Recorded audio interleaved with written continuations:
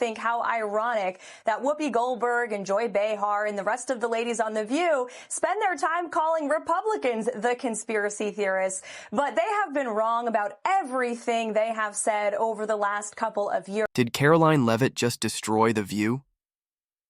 At 27, she's the youngest White House press secretary ever, a conservative powerhouse from New Hampshire who walked into a media lion's den and came out swinging. Word on the street is she hit the View with a jaw-dropping $800 million lawsuit after they tried to tear her apart on live TV. Fans are hailing her as a hero, critics are calling her a drama queen, and the internet is absolutely losing it. This isn't just a lawsuit. It's a reckoning that could shake the foundations of daytime TV. Want the full scoop? Smash that subscribe button, hit the bell, and let's dive into a story that's got the world buzzing. It all went down on January 29th, 2025, in The View's shiny New York studio. Karoline Leavitt stepped onto the set, dressed sharp, cool as a cucumber, ready to talk policy and her new role as White House press secretary. She knew what she was walking into, a panel of hosts who rarely play nice with conservatives, especially young women like her.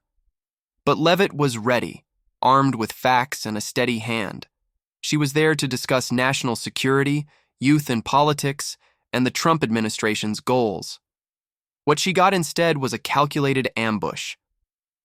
Joy Behar struck, first leaning forward with that infamous smirk.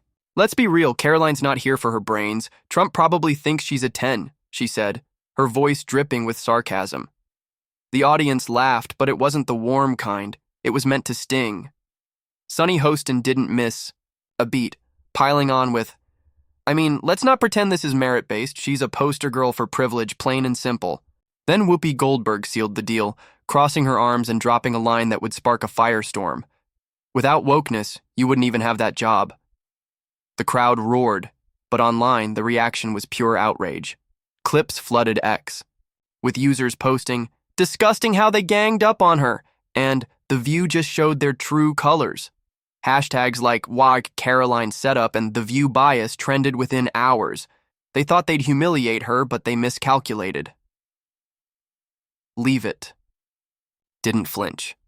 No tears, no angry rants, no emotional Instagram live. While The View's hosts soaked up their applause, she straightened her blazer, took a sip of water, and made a move that changed everything. She didn't cry. She called her attorneys. Within days, headlines exploded. Karoline Leavitt sues The View for $800 million. The rumor mill went wild, claiming she filed a defamation lawsuit accusing the show of character assassination. Alleged evidence included video clips, producer notes, and even Slack messages where staff reportedly planned to trigger her on air. One supposed note read, "Let Joy open with the looks jab, Whoopi closes with something scathing." If true, this wasn't an interview. It was a scripted takedown. Ex-users cheered her as a media warrior, with posts like, "Karoline, just turn the tables." Others wondered if she could really take down a TV juggernaut. The story spread like wildfire, with YouTube videos hyping the drama and TikTokers breaking down every moment. But was this all a myth? Here's where it gets messy. The internet was convinced The View was toast. YouTube channels claimed ABC executives were in full panic mode, hosts were begging for settlements, and the show faced cancellation. Sites like fancy4work.com called it a $500–800 million bombshell, with Behar, Hostin, and Goldberg reeling, and their careers hanging by a thread. Some even claimed Behar was caught trying to flee to Italy to dodge the fallout. Pure fiction, but it got millions of views. But then credible outlets like The List and Distractify stepped in, and the story unraveled. Their investigations, published in March 2025, found zero evidence of a lawsuit. No court filings, no statements from Leavitt's team, nothing. They flagged the rumors as likely AI-generated or clickbait, pointing to similar debunked stories about Melania Trump and Carrie Underwood suing The View.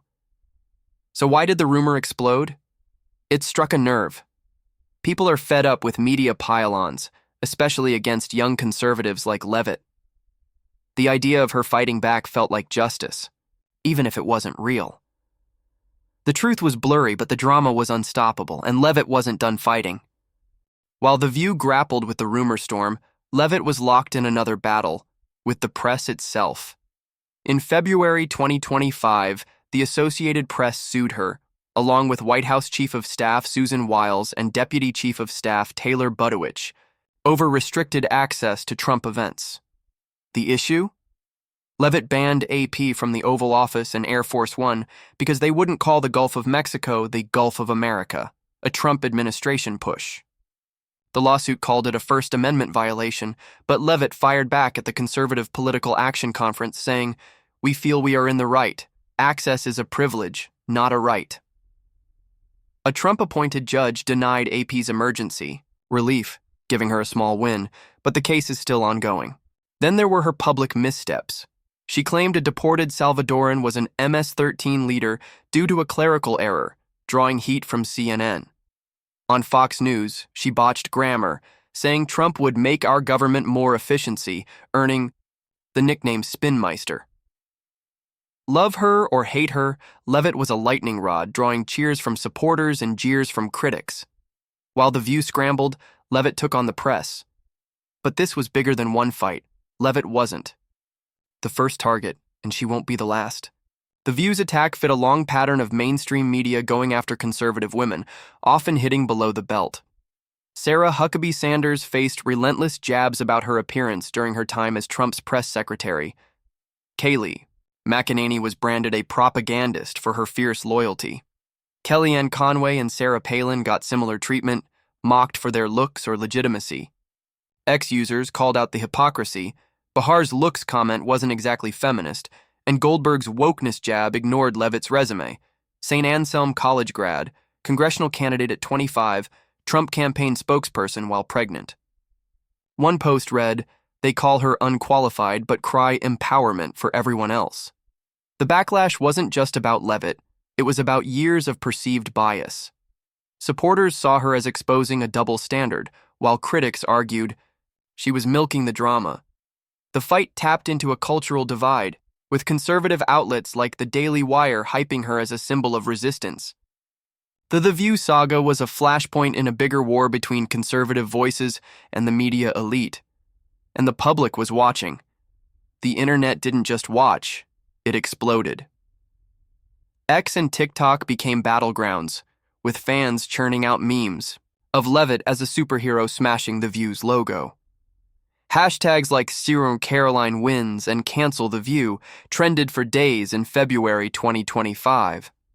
Supporters launched merchandise, t-shirts with 800mm silence in bold letters, stickers saying next.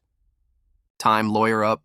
One viral X post called her the conservative AOC but with receipts. Her follower count skyrocketed with comments flooding in, "You showed them, Karoline," and "Keep fighting the media." TikTokers stitched clips of Behar's smirk, with Leavitt's press briefings, hyping her as a modern media warrior. Critics, meanwhile, weren't so kind, calling her a snowflake who couldn't handle criticism. One ex-user wrote, "She's just playing the victim for clout." The frenzy turned Leavitt from a press secretary into a cultural icon, loved or loathed. Fans didn't just cheer, they built a movement. But what about The View?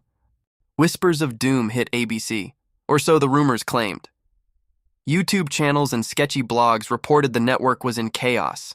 Top advertisers pulling out, executives holding emergency meetings, hosts ghosting press inquiries. One story said, Behar offered a public apology to settle, while Hostin, the show's legal expert, braced for personal liability. Another claimed ABC was debating canceling The View altogether, with an insider leaking a memo. "We underestimated this guest, and now face a PR nightmare." Sound dramatic? It was. But no major outlet confirmed these claims. ABC stayed silent, and The View kept airing, with Behar, Hostin, and Goldberg still in their seats. Still, the rumors painted a picture of a show on the ropes. It's untouchable. Status shaken. Whether true or not, the narrative stuck. Leavitt had rattled a giant. Whispers of cancellation shook ABC, but were they true? And here's the real question. This wasn't just drama, it was a warning. Leavitt's stand, real or rumored, sparked a bigger debate. Can talk shows keep throwing punches without consequences? The View saga, even if built on shaky rumors, showed a shift. Ex-users demanded accountability with posts like, "Time for media to stop bullying conservatives." If Leavitt didn't sue, the fact that millions believed she could proves how fed up people are.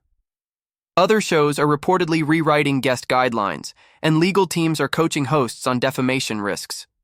The drama might force media to think twice before targeting someone like Leavitt.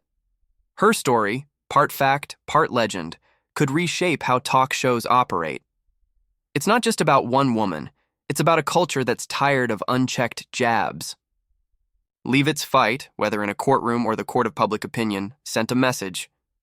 Words have weight, and the bill might come due. So, where do we land? Karoline Leavitt didn't just make headlines, she changed the game. Whether she sued, The View for $800 million or not, the rumor alone turned her into a symbol of defiance against media bias. She took a hit, stood tall, and sparked a firestorm that's still burning. The View's hosts thought they could jab and walk away, but they underestimated a 27-year-old who plays chess, not checkers. The truth about the lawsuit might be murky, but the impact is clear. People are watching, and they're done staying quiet. So, what do you think? Did Leavitt go too far, or did The View finally cross a line? Drop your thoughts in the comments. We're reading everyone. And if you believe truth matters, smash that like button and subscribe for more stories that shake things up. Karoline Leavitt proved one thing. It's not just talk anymore, it's a reckoning. Stay tuned.